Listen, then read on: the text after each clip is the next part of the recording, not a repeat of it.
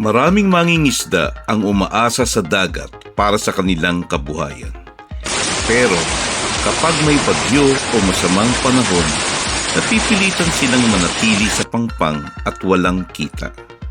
Kaya ngayon, pag-uusapan natin ang isang makabagong paraan ng pagsasaka at pangingisda, ang aquaponics system.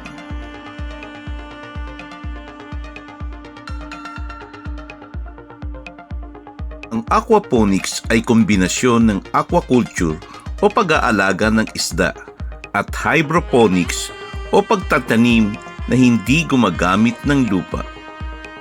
Sa sistemang ito, ang dumi ng isda ay nagiging natural na pataba para sa mga halaman. Sa kabilang banda, nililinis ng halaman ng tubig bago ito bumalik sa tangke ng isda. Parang natural na cycle ng kalikasan sa iisang sistema.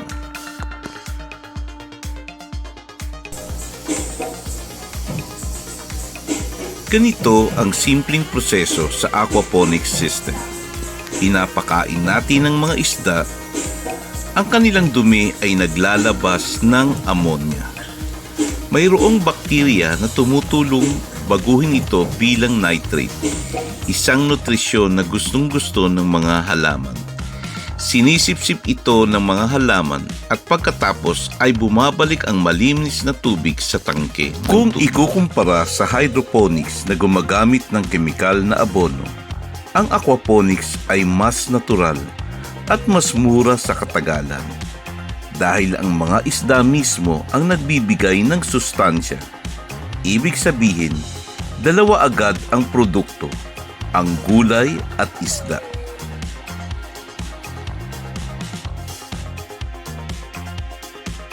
Sa mga coastal areas, lalo na kapag may bagyo, madalas na hindi makalaot ang ating mga kababayan.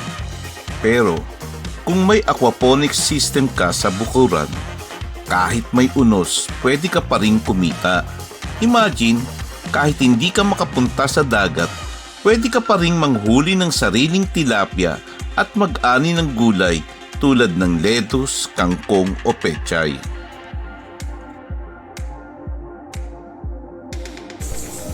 Pinakamadalas gamitin dito ay ang tilapia dahil mabilis lumaki, matibay at paborito ng maraming Pilipino. Pero maaari ring gumamit ng hito, ulang at kahit ornamental fish kung gusto mong magdagdag ang kita. Para naman sa mga halaman, pwedeng lettuce, basil, pechay, mustasa at iba pa. Depende sa market ng target mo. Ang magitan ng aquaponics, nagkakaroon ng karagdagang mapagkukunan ng pagkain at kita ang pamilya. Hindi lamang ito pagkain, kundi pwede ring ibenta sa palengke o sa iyong mga kapitbahay. Kaya't malaking tulong ito para sa food security ng komunidad. Kung ikaw ay magsasaka at mangingisda o simpleng pamilya na gustong magkaroon ng dagdag na kita at pagkain, magandang simulan ang aquaponics. Oo, kailangan ng puhunan at kaalaman, pero napakalaki ng balik kung kapag ito ay iyong natutunan na. Sa panahon ng pagbabago ng klima at madalas na sakuna, ang aquaponics ay isa sa mga sagot para manatiling ligtas, may makakain at may kabuhayan sa ating mga kababayan. Kaya't simulan na natin ang pagbabago mula dagat patungo sa bakuran.